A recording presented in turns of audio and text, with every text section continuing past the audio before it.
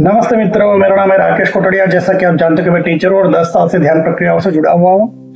तो आज मैं एक रिलेटिव के घर पे आया हूँ और वहां से ये वीडियो बना रहा हूँ। पिछला वीडियो हमने देखा था कि 7 चक्रों के बारे में था।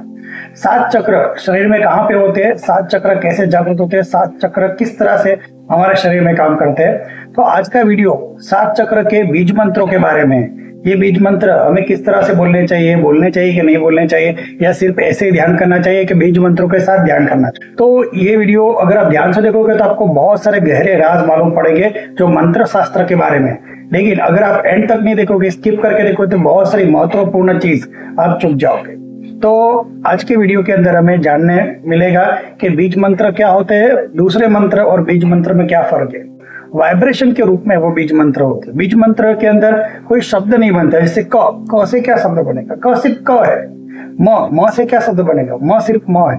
पर इसके ऊपर डॉट लगाया जाए तो वो शब्द वाइब्रेट करता है और वो बीज मंत्र बनता है। तो हमारे शरीर के अंदर जितने भी 7 चक्र है, तो 7 चक्र के अंदर सारे मूलाक्षर जितने भी क से लेके ज्ञ तक है और अ से लेके अह तक है, वो सारे हमारे शरीर में से निकलते हैं।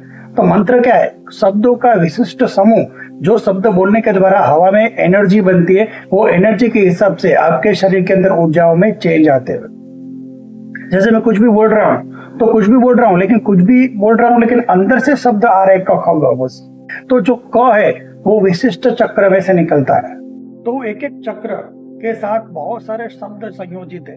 जैसे कि मूलाधार चक्र के अंदर लम और उसके साथ 4 पंखुड़ियां, उसके तो दूसरे भी अक्षर उसके साथ कनेक्टेड है। इस तरह से जब दूसरा चक्र है स्वाधिष्ठान चक्र, स्वाधिष्ठान चक्र के अंदर दूसरी पंखुड़ियों के अंदर दूसरे शब्द संयोजित है। तो असल में लम वम रम यम क्षम, इस तरह से जो 7 बीज मंत्र है उसके साथ बहुत सारे बीज मंत्र जुड़े हुए हैं। तो कहने का मतलब ये बीज मंत्र मतलब क्या कि एक एक अक्षर जो भी मैं बोल रहा हूँ वो अंदर से ही तो आ रहा है। तो शरीर के अंदर ही वो वाइब्रेशन है। वो वाइब्रेशन को यूज करके आप शब्द और वाक्य बोलते हैं। अगर वो चक्रों का यूज ही नहीं करेंगे तब कुछ बोल ही नहीं पाओगे।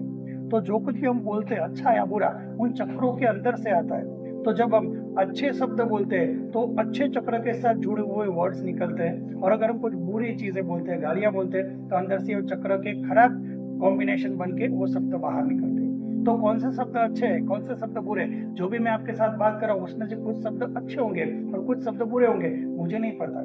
क्योंकि अंदर शरीर के अंदर कहते जाए ना, तो अ से अह और क से ज्ञ, कुल मिला के 45 प्रकार के अक्षर होते हैं। तो क्या 45 अक्षर ये बोलते हैं? नहीं, 45 अक्षर किसी किसी अलग अलग तरीके से कॉम्बिनेशन परमुटेशन में आते हैं। मतलब इतने प्रकार के होते हैं। जैसे क का की क ले हम, तो किसी एक चक्र के अंदर क मौजूद है, लेकिन उसके कंठ चक्र के साथ अ आ ई जुड़ा हुआ, तो क के साथ कितने सारे क का की इस तरह से बन गए। तो बचपन से हम जो क ख ग जो 12 अक्षरी सीखते हैं, वो असल में 12 अक्षरी हमारे अंदर मौजूद है।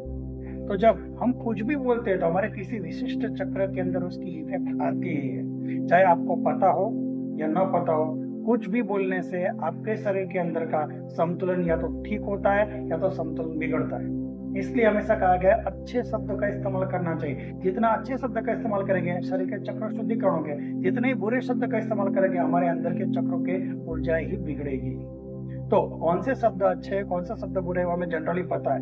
लेकिन कुछ शब्द अच्छे हैं, कुछ शब्द बुरे हैं, लेकिन कुछ शब्द को मंत्र कहा गया है। तो कुछ शब्द को मंत्र क्यों कहा गया है? क्योंकि वो आपके अंदर की ऊर्जाओं को ऊपर उठाते हैं। तो कुछ मंत्र बोलने से हमारे शरीर की ऊर्जाएं बिल्कुल बीच में मूलाधार चक्र से होती हुई सहस्त्रार चक्र तक सुषुम्ना नाड़ी के द्वारा बीच में जाती है, और ये मंत्र के द्वारा होता है। ये मंत्र गुप्त होते हैं। आजकल तो सारे पवित्र और महान मंत्र नेट पे मौजूद है, पर ऐसे हजारों लाखों मंत्र, उसमें से कौन सा मंत्र आपका है वो आपको कैसे पता चलेगा? जैसे कि कोई बीमार है तो विशिष्ट प्रकार की दवा देने से उसकी बीमारी ठीक होगी।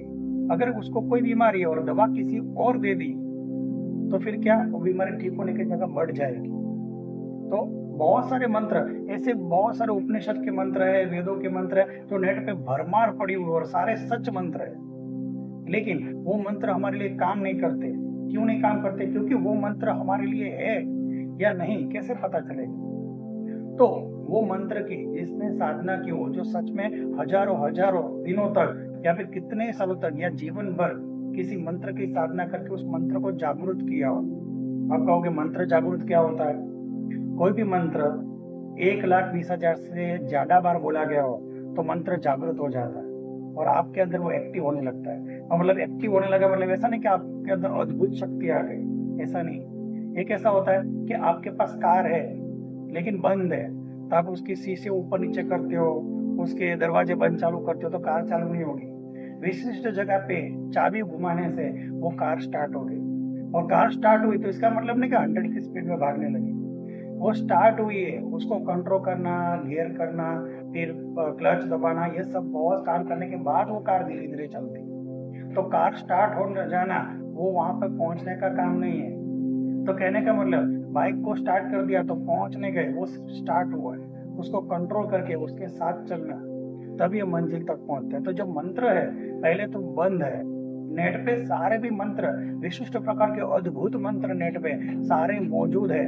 महान महान तपस्वियों के महान महान मंत्र मौजूद है, लेकिन इनको किस तरह से झापा जाए, इनकी किस तरह से प्रक्रिया है, वो सूक्ष्म प्रक्रिया जब तक सच्चे गुरु के पास आप जाती नहीं हो, जब तक आप उनको समर्पित नहीं होते हो, जब तक आप उनकी बात फॉलो नहीं करते हो, तब तक वो गुप्त रहस्य बताएंगे नहीं। वरना क्या, आपके पास बाइक तो है लेकिन चालू करने की चाबी नहीं है। तो सारे महान मंत्र नेट पे भर भर के भरे पड़े, लेकिन हम बोलते तो उसका कोई फायदा नहीं मिलता, क्योंकि उस मंत्र के साथ गुप्त प्रक्रिया जुड़ी हुई है। जब तक आप समर्पित भाव से उनसे नहीं जुड़ते तो तब तक वो आपके पहले एग्जाम लेते, आपको चेक करते।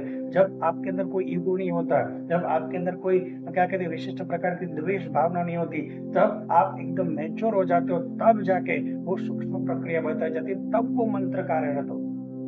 तो जब आप 1,20,000 बार तो हम बोलने से रहे, लेकिन जो भी वो मंत्र बोलते हैं उन्होंने शायद 1,20,000 बार बोल भी दिए होंगे, लेकिन वो मंत्र शक्तिशाली नहीं हुए, सिर्फ स्टार्ट हुए। लेकिन ज्यादा ज्यादा जपने से, अपने अंदर से अभिमान निकालने से, अपने अंदर की ईर्ष्या निकालने से, अपने अंदर लोभ निकालने से, मोह निकालने के बाद वो मंत्र और शक्तिशाली हो जाते हैं। तो अपना तो भला होता ही है, लेकिन उनके साथ जुड़े हुए लोगों का भी धीरे धीरे भला होने लगता है। क्यों? उनका पूरा ध्यान अब उस मंत्र साधना पे, ध्यान साधना पे, ध्यान करने के अंदर है। तो उनका पूरा जीवन ही उस प्रक्रिया में चला जाता है जिसपे दुनिया को कोई इंटरेस्ट नहीं है, रस नहीं है।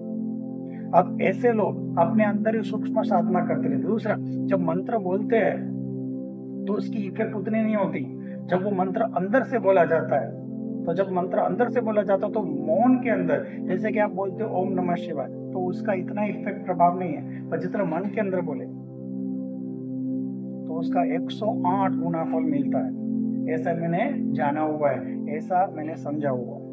तो कहने का मतलब कि आप जब मंत्र बोलते हो तो बोल के जब बोलते हो तो दूसरों के चित्त आप पे आता है, लेकिन जब आप मन में बोलते हो तो उसकी ऊर्जा और बढ़ जाती है और वो सीक्रेट रखा जाता है। इसलिए जो मंत्र जाप करते हैं वो ज्यादातर बोलते नहीं, अपने अंदर अंदर अंदर भक्ति से करते रहते, और वो उसकी जो सिद्धि, उसकी जो ऊर्जा उत्पन्न होती है वो भी किसी को नहीं बताते। जैसे बताएंगे लोगों का चित्त उन पे आ जाएगा और लोग उनको परेशान करने लगे। तो अंदर ही अंदर जपना है, अंदर ही अंदर जानना है, और जो कोई लायक इंसान मिले उनकी एग्जाम लेके उनको बताना है। तो अगर उनको प्राप्त भी हुआ है वो ऊर्जा है तो कभी प्रदर्शित नहीं करते, और अगर प्राप्त भी हुआ है तो हजारों लोगों के साथ रहते हैं, लेकिन विशिष्ट इंसान को ही वो उसका रहस्य बताएंगे जो लायक है, जिसके अंदर अभिमान नहीं है, जो न मोह है न लालच है, जो उनके जैसा ही है, तभी उनको ये कहा जाएगा।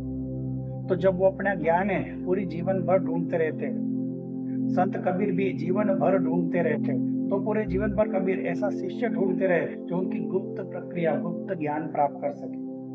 तो जीवन के अंत में उन्होंने जब बहुत रिसर्च किया तब जाके उनको बांधुगढ़ के अंदर धर्मदास नाम के व्यक्ति मिले जो उनके शिष्य भी नहीं थे लेकिन लायक थे। तो कबीर जी ने उनको अपना पूरा ज्ञान दे दिया, भले वो अपने शिष्य नहीं थे तो भी। बिल्कुल ऐसी प्रक्रिया रामकृष्ण परमहंस के साथ हुई। रामकृष्ण परमहंस अत्यंत उच्च प्रकार के साधक बन चुके थे, अत्यंत उच्च प्रकार के तपस्वी बन चुके थे, लेकिन उनके आसपास भी शिष्य थे, लेकिन वो लायक नहीं थे। जिस दिन स्वामी विवेकानंद उनके जीवन में आए तब तुरंत पहचान जा, तुम ही हो जिसकी मैं राह देख रहा हूँ, तुम ही मेरा सारा ज्ञान ग्रहण करोगे और विश्व विख्यात बनोगे। तो आज बाजू के शिष्य थोड़े चौंक गए कि क्या स्वामी जी ऐसी बात करें, लेकिन सच में क्या हुआ, उनके जाने के बाद स्वामी विवेकानंद विश्व विख्यात और महान व्यक्ति बने।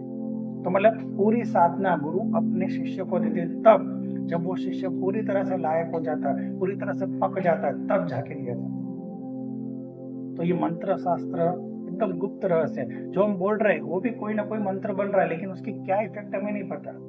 तो ज्यादातर मौन रहना अच्छी बात है, लेकिन अगर बोले तो हमें अच्छे शब्द बोलने चाहिए ताकि दूसरों को प्रॉब्लम ना आए, दूसरों को तकलीफ ना हो। आपको बुरी बात भी अच्छी तरह से बोलनी चाहिए, ठीक है। तो अब जब भी आप बोलते हो तो आपके अंदर से ही, चक्रों में से ही वो शब्द निकले। मैं आपके साइड चक्र के एक एक चक्र के कौन कौन से अक्षर जुड़े हुए हैं, आप जो कुछ भी बोलते हो किसी ना किसी चक्र की ऊर्जाओं के माध्यम से ही बोलते हो। तो ये मंत्र और उस चक्रों की ऊर्जाओं को सम्मिलित करके विशिष्ट प्रकार के मंत्र बनाए जाते हैं। वो मंत्र आपको ध्यान के अंदर धीरे धीरे ऊपर की ओर ले जाते हैं, और मंत्र विश्वविख्यात वेदों के मंत्र है और नेट पे भर भर के भरे पड़े, लेकिन चालू नहीं हो रहे। क्यों?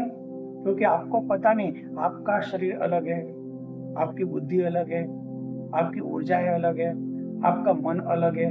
तो हर इंसान का अलग अलग मन बुद्धि शरीर होने के कारण उनको विशिष्ट प्रकार के मंत्र से ही उनको लाभ मिलता है। और वो मंत्र कौन सा जपना चाहिए, तो वो उन गुरुओं को ही पता, ये मंत्र इसके लायक है, ये मंत्र इनके लायक है, ये मंत्र बोलने से ये हो। या फिर कोई एक गुरु मंत्र जो आपको मंत्र दे, वो मंत्र बोलने के बाद सारे प्रकार के प्रॉब्लम आपके जीवन में दूर हो जाए। धीरे धीरे आप जैसे क्या कहते हैं, फल पक जाने के बाद अपने आप जमीन पे गिर जाता है, बिल्कुल इसी तरह से आप जीवन में धीरे धीरे धीरे सक्सेस पाएंगे, और सक्सेस का आपको पूरा पता चलेगा। धीरे धीरे वो सक्सेस और दुनिया से दूर होते हुए परमात्मा से जुड़ने का आपको मन होगा।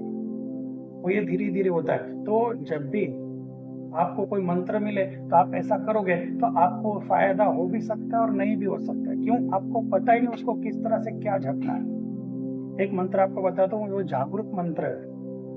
गायत्री मंत्र जागृत मंत्र है, आप उसको जप सकते हो, लेकिन उसको कहीं भी किसी तरह से जपे वो मुझे नहीं लगता अच्छा है, क्योंकि लोग कहीं पर भी गायत्री मंत्र को जपते हैं। तो गायत्री मंत्र को जपने का सर्वश्रेष्ठ जगह गायत्री मंदिर ही है, गायत्री शक्ति पीठ ही है। अगर आप गायत्री शक्ति पीठ में सुबह और शाम जाके गायत्री मंत्र को जाप करते हो, और वो अगर मानसिक जाप करते हो, मुंह से नहीं माइंड से, तो आपको धीरे धीरे आपके अंदर आने वाले परिवर्तन महसूस होंगे।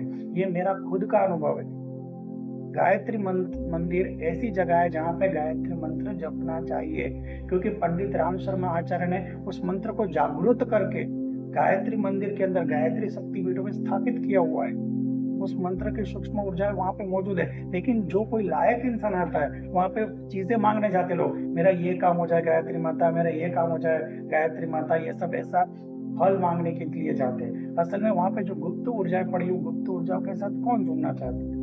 तो वहां पे सुषुप्त ऊर्जाएं पड़ी हुई है। लेकिन आप अगर शुद्ध है, आप अगर ईर्ष्या मुक्त है, अगर आपके अंदर अभिमान बहुत कम है, और आप ध्यान शक्तियों के साथ जुड़ना चाहते हैं, गुरु शक्तियों के साथ जुड़ना, गायत्री मंत्र सर्वश्रेष्ठ जगह है। गायत्री मंत्र पूरी विश्व में विख्यात है, और आपको अगर जपना है तो सच में गायत्री मंदिर में जाके ही जपना चाहिए। आप ऐसा थोड़े समय तक करके देखिए, आपके अंदर क्या बदलाव परिवर्तन आता है।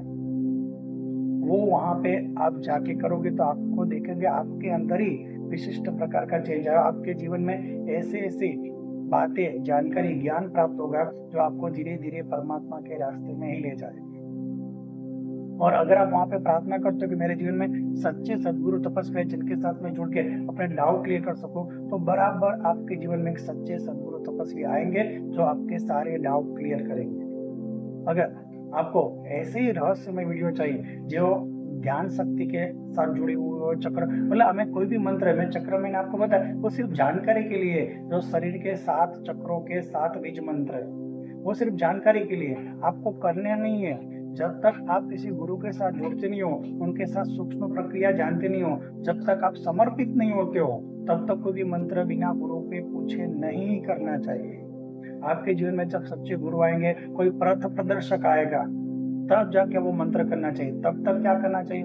बस आंखें बंद करके गुरु मंत्र, सर्वश्रेष्ठ मंत्र आपको गुरु मंत्र है जो पूरी दुनिया जानती है, ऐसे आंखें बंद करके गुरु मंत्र बोलना चाहिए। गुरु ब्रह्मा गुरु विष्णु गुरुदेवो महेश्वर गुरु साक्षात पर ब्रह्म तस्मै श्री गुरुवे नमः। आपको मेरे तो कोई गुरु है ही नहीं, ये मंत्र बोलने के साथ हिमालय के गुरुओं के साथ आपको जुड़ना चाहिए। हिमालय में बहुत सारे तपस्वी आज भी तपस्या कर रहे हैं, वो उनका चित्त हमारे पे आता नहीं क्योंकि हम उनको याद नहीं करते, और हमारा चित्त उन पे जाता नहीं क्योंकि हम उनको याद नहीं करते। तो जब हम हिमालय के गुरुओं को प्रार्थना करते हैं, गुरुदेव आप ही हमें मार्गदर्शन कीजिए, आप ही हमें ध्यान सिखाइए, आप ही हमें, हम आपको समर्पित होते हैं और आप हमें ध्यान सिखाए, फिर आप ध्यान करना, धीरे धीरे आपको रास्ता दिखता जाएगा। और हमारे जीवन का मुख्य लक्ष्य है जो नर नारायण से जुड़ने का, आनंद परमानंद से जुड़ने का, आत्मा परमात्मा से जुड़ जाती है। जब जीव ही शिव के साथ जुड़ जाता है, हमारे जीवन का मुख्य लक्ष्य है। अगर ये लक्ष्य प्राप्त होता है तो उसका पुनर्जन्म नहीं होता। हमारा जो भी जन्म होता है किसी न किसी कर्म के कारण होता है, फिर कर्म ही नहीं बचता, पुनर्जन्म होता नहीं। भगवद गीता के अंदर बताया, तस्य पुनर्जन्म न विद्यते, ऐसे इंसान का पुनर्जन्म नहीं हो सकता। तो यही हमारे जीवन का मुख्य लक्ष्य है। ये मंत्र शास्त्र के द्वारा, ध्यान शास्त्र के द्वारा, कर्म योग के द्वारा, भक्ति योग के द्वारा, हर प्रकार की विशिष्ट प्रक्रियाओं के द्वारा परमात्मा को प्राप्त करने का ही मुख्य लक्ष्य होता है। सांसारिक चीजों को पाने का ये लक्ष्य ही नहीं है। अगर आपको ऐसे ही गहन विषयों पे वीडियो चाहिए तो जरूर सब्सक्राइब कर सकते हैं। सुनने के लिए थैंक यू। जय गुरुदेव, जय गुरुदेव, जय गुरुदेव।